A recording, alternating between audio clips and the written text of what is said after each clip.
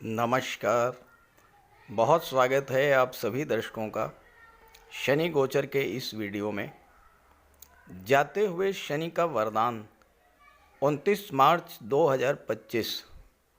जी हाँ, 29 मार्च ये वो तिथि है जब शनिदेव सदैव के लिए अपनी मूल त्रिकोण राशि कुंभ राशि को छोड़कर जा रहे हैं और अब 30 वर्ष बाद ही पुनः कुंभ राशि में गोचर करेंगे। 29 मार्च को शनि राशि परिवर्तन करेंगे और देवगुरु बृहस्पति की साधारण राशि मीन राशि में गोचर कर जाएंगे। आज के वीडियो में हम यही समझने जा रहे हैं कि जाते हुए शनिदेव हमें क्या क्या देकर जाएंगे, कौन से वरदान देकर जाएंगे। शनि एक ऐसे ग्रह हैं जो अत्यंत मंद गति से गतिमान होते हैं। एक राशि में 2.5 वर्ष तक गोचर करते हैं, इसलिए शनि गोचर का फल भी अत्यंत मंद गति से प्राप्त होता है। शनि कर्म के कारक होते हैं, न्याय के देवता हैं, और जब भी किसी जातक के जीवन में शनि की 7.5 या ढैया की शुरुआत होती है या शनि की महादशा या अंतर्दशा आती है तो शनि पूर्व में किए गए कर्मों के अनुसार ही फल प्रदान करते हैं।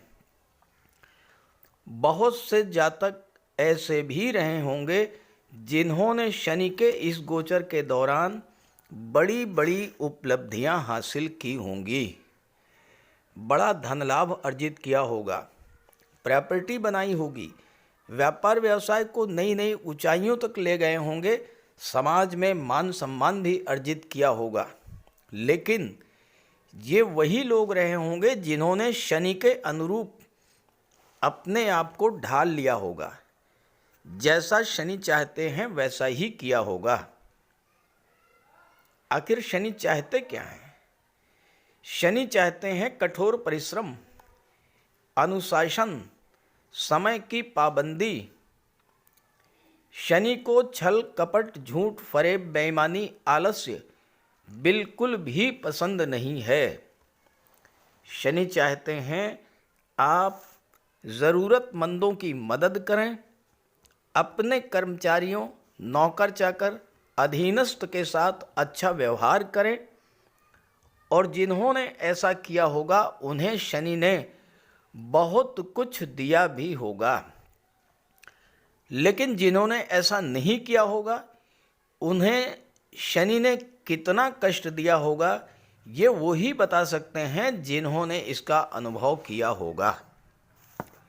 अब शनि अपना घर बदल रहे हैं, तो आइए समझते हैं कि जाते हुए शनिदेव मीन राशि के जातकों को क्या क्या वरदान दे करके जाएंगे। ये विश्लेषण आपकी चंद्र राशि के आधार पर किया जा रहा है और वीडियो के अंत में मैं आपको शनिदेव के उपाय भी बताऊंगा। तो ये है मीन राशि के जातकों की कुंडली। शनिदेव का गोचर आपकी कुंडली के 12वें भाव में है 17 जनवरी 2023 से, और 29 मार्च को शनिदेव राशि परिवर्तन करेंगे और राशि परिवर्तन करके लग्न के भाव में आ जाएंगे। मीन राशि के जातकों के जीवन में पिछले 2 वर्षों से 7.5 का प्रथम चरण गतिमान है, और प्रथम चरण ने शनिदेव ने मीन राशि के जातकों को बेहद कष्टकारी स्थितियों में ला करके खड़ा कर दिया है। क्योंकि 12वां भाव क्या है? 12वां भाव खर्चों का होता है। अनावश्यक खर्चे बढ़े होंगे और स्वास्थ्य संबंधी समस्याओं ने आपको परेशान भी किया होगा। शनि अगर आपकी जन्म कुंडली में ज़्यादा खराब रहे होंगे तो आपको अस्पताल के चक्कर भी लगाने पड़े होंगे। हो सकता है कि घर के किसी सदस्य को अस्पताल में भर्ती भी होना पड़ा हो। अब चूंकि शनि एकादश भाव के स्वामी होकर के 12वें भाव में गोचर कर रहे थे, तो जितना आपकी इनकम थी उससे कहीं ज़्यादा आपके खर्चे बढ़े हुए थे। हो सकता है कि कुछ जातकों को कोर्ट कचहरी के चक्कर भी लगाने पड़े हों, और चूंकि शनि की दृष्टि धन भाव पर भी पड़ रही थी और पिछले 2 वर्षों के दौरान शनिदेव 2 बार वक्र स्थिति में आए, वक्र चाल से गोचर किए, तो वक्री अवस्था में एक भाव पीछे यानी लाभ के भाव का भी फल दिए, तो 11वें भाव को भी प्रभावित किया। तो आपकी आर्थिक स्थिति खराब होती चली गई, धन के स्रोतों में कमी आती चली गई और खर्च बढ़ने से कुछ जातकों के सामने कर्ज लेने की भी स्थिति बनी होगी, क्योंकि यहाँ पर गोचर करते हुए शनि की दृष्टि 6ठे भाव पर पड़ रही थी, जो कि कर्ज का होता है। दूसरे भाव पर शनि की दृष्टि पड़ने के कारण परिवार के साथ, कुटुंब के साथ आपके संबंध खराब हुए। 11वें भाव का फल दे रहे थे, तो आपके सोशल नेटवर्क, सोशल सर्किल, मित्रों से आपके रिलेशंस खराब हुए। और शनि की दृष्टि 9वें भाव पर पड़ने के कारण भाग्य का जो साथ आपको मिलना चाहिए था, वो भाग्य का साथ भी नहीं मिल पाया और इससे काम कारोबार में भी मंदी की स्थिति आई, कार्यों में रुकावट आई, कार्यों की गति धीमी हुई, काम में मन न लगना, ये सब स्थितियां आपके सामने आई होंगी।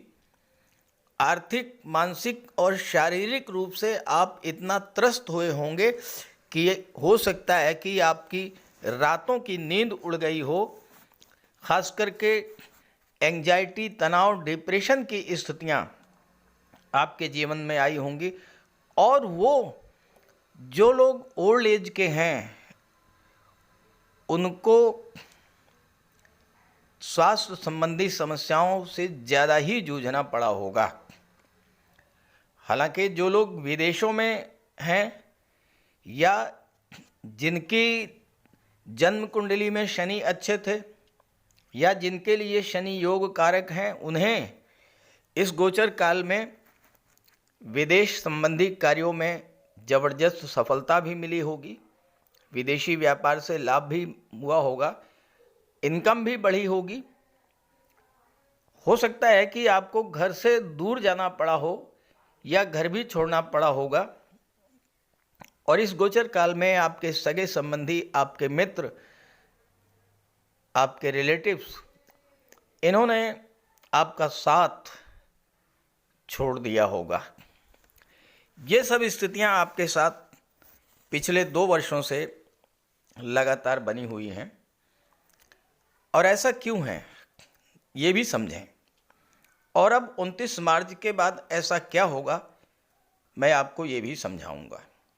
देखिए, शनि अपनी मूल त्रिकोण राशि में गोचर कर रहे हैं इस समय 17 जनवरी 23 से, और मूल त्रिकोण राशि में, अपनी ही राशि में गोचर करते हुए शनि बहुत अच्छा फल प्रदान करते हैं।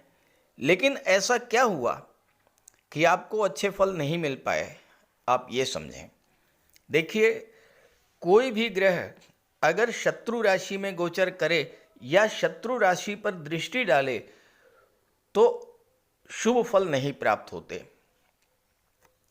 अब यहाँ देखिए, शनि की जो तीसरी दृष्टि थी वो धन भाव पर पड़ रही थी। यहाँ पर 1 का अंक लिखा हुआ है, 1 का मतलब मेष राशि, मेष के स्वामी हैं मंगल, तो मंगल की राशि पर, शत्रु राशि पर दृष्टि डाल रहे थे। इस वजह से धन भाव के अच्छे फल आपको नहीं मिले, आपका बैंक बैलेंस घटता चला गया, प्रॉपर्टी संबंधी विवादों में आप उलझते चले गए और परिवार के साथ आपके रिलेशंस खराब हुए।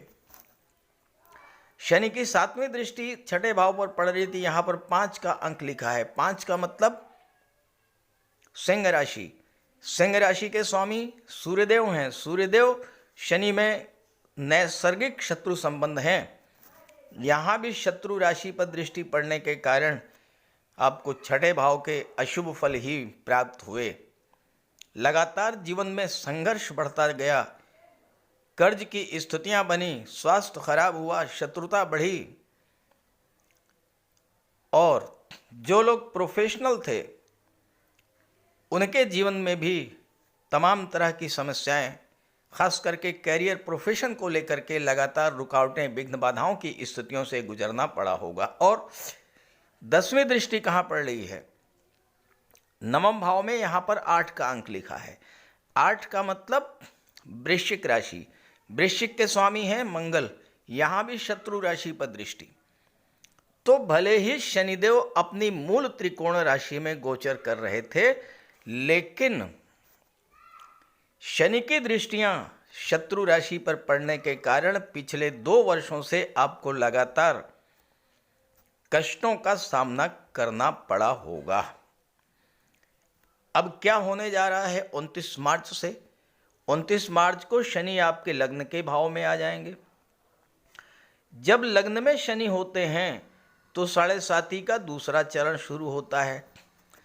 दूसरा चरण पहले से भी खराब माना गया है, लेकिन ऐसा क्या होगा? ऐसा क्यों कहा जा रहा है कि 29 मार्च के बाद स्थितियों में सुधार आएगा? इसकी भी वजह समझें। देखिए, शनि लग्न में गोचर करेंगे गुरु की राशि में। गुरु के साथ शनि का संबंध है। तीसरी दृष्टि पड़ेगी तीसरे भाव पर। तीसरे भाव में 2 का अंक लिखा है। 2 का मतलब वृषभ राशि। वृषभ के स्वामी हैं शुक्र, जो कि शनि के मित्र। तो तीसरे भाव पर शनि की दृष्टि पड़ेगी अपने मित्र की राशि पर, और इसलिए अब आपको तीसरे भाव के सभी शुभ फल मिलेंगे। भाई बहनों से आपके रिलेशंस अच्छे हो जाएंगे। मित्रों पड़ोसियों का सहयोग आपको मिलेगा। यात्राओं से आपको लाभ मिलेगा। आपकी कम्युनिकेशन पावर बेहतर होगी, और अपनी वाणी के बल पर, अपनी कम्युनिकेशन पावर के बल पर आप जीवन में चल रहे हर समस्या से मुक्ति पाने का मार्ग तलाश कर लेंगे। अब शनि की 7वीं दृष्टि कहाँ पड़ेगी? 7वें भाव पर पड़ेगी। यहाँ पर क्या है? 6 लिखा हुआ है। 6 का मतलब कन्या राशि, स्वामी बुध, यहाँ भी मित्र की राशि। जब मित्र की राशि पर शनि की दृष्टि पड़ेगी तो क्या होगा? व्यापार व्यवसाय में वृद्धि होगी। दाम्पत्य जीवन में सुधार आएगा। विवाह के मार्ग की बाधाएं दूर होंगी। आपकी डेली इनकम बढ़ेगी। आपकी सोशल इमेज बेहतर होगी। और 10वीं दृष्टि कहाँ पड़ेगी? 10वें भाव पर। यहाँ पर 9 का अंक लिखा हुआ है। 9 का मतलब धनु राशि। धनु राशि के स्वामी देवगुरु बृहस्पति। अब शनि गुरु की राशि में और गुरु की राशि पर ही दृष्टि डाल रहे हैं, तो ये 10वें भाव के भी अच्छे फल आपको मिलने शुरू हो जाएंगे। यानी आपके करियर ग्रोथ देखने को मिलेगी। कार्य क्षेत्र में जो विघ्न, बाधाएं, रुकावटें थी वो समाप्त होंगी। भाग्य का साथ मिलना शुरू हो जाएगा। जब भाग्य भाव से शनि की दृष्टि हटेगी तो भाग्य का साथ मिलना शुरू हो जाएगा। 6ठे भाव से जब शनि की दृष्टि हटेगी तो आपके स्वास्थ्य में सुधार आएगा। कर्जों से मुक्ति का मार्ग आपको मिलना शुरू हो जाएगा। शनि दूसरे भाव से जब शनि की दृष्टि हटेगी तो आपके रिलेशंस बेहतर हो जाएंगे। परिवार के लोगों के साथ धन का संचय होना शुरू हो जाएगा। प्रॉपर्टी को लेकर कोई विवाद था वो विवाद समाप्त होगा। तो ये बदलाव आएगा 29 मार्च के बाद। अब देखिए, शनि एक ऐसे ग्रह हैं जो बहुत मंद गति से गतिमान होते हैं। एक राशि में 2.5 वर्ष तक गोचर करते हैं। तो अब आप ये सोचें कि 29 मार्च को राशि परिवर्तन करेंगे और 30 मार्च को आपका कमेंट आ जाए कि साहब शनि ने राशि परिवर्तन तो कर लिया लेकिन कोई लाभ नहीं मिला। तो ऐसा नहीं होता। समय लगता है, शनि का फल मिलने में देरी होती है। और एक बात स्वयं सोचिए जरा, आप घर बदलते हैं, नए घर में प्रवेश करते हैं तो क्या होता है? पुराने घर में जो आपका सामान है उसकी पैकिंग में 10-15 दिन लगते हैं या नहीं लगते? और जब नए घर में आप आते हैं तो वहां पर सामान को सेट करने में 10-15 दिन लगता है। तो शनिदेव जब नए घर में आएंगे तो नए घर के माहौल में सेट होने में, नए घर के माहौल में एडजस्ट होने में समय तो लगेगा। महीना, 2 महीना, 4 महीना लग सकता है। इसलिए अच्छे परिणाम आपको मिलेंगे, शुभ परिणाम मिलेंगे। जो अशुभ फल मिल रहे थे उससे राहत मिलेगी, लेकिन समय लगेगा, धैर्य रखना होगा, इंतज़ार करना होगा और शनिदेव का उपाय करते रहना होगा। तो बात करते हैं उपायों पर।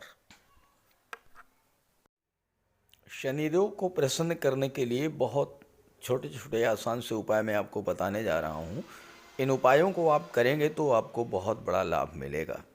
देखिए, शनिवार के दिन प्रातःकाल स्नान, ध्यान, पूजा पाठ से निवृत्त होकर भगवान भोले शंकर के मंदिर जाइए और भगवान शिव को गंगा जल, काला तिल मिला करके जल अर्पित कीजिए और सूर्यास्त के बाद पीपल के वृक्ष के नीचे तेल का दीपक जलाइए।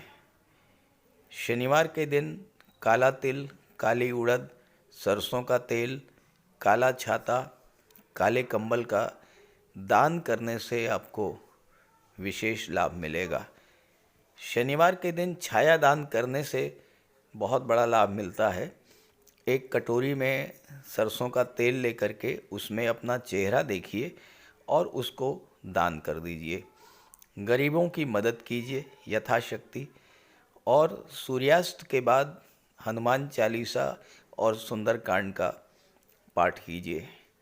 शनिवार के दिन बंदरों को गुड़ और काला चना मिलाकर खिलाने से भी शनिदेव प्रसन्न होते हैं।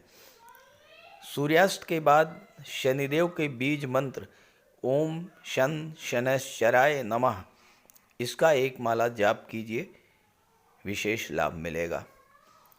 गंगा जल में काला तिल मिला करके अर्घ्य देने से भी आपको विशेष लाभ मिलता है और पक्षियों को दाना खिलाने से, मछलियों को आटा खिलाने से और पशुओं को चारा खिलाने से भी शनिदेव अत्यंत प्रसन्न होते हैं। तो इन उपायों को कीजिए, आपको बहुत बड़ा लाभ मिलेगा।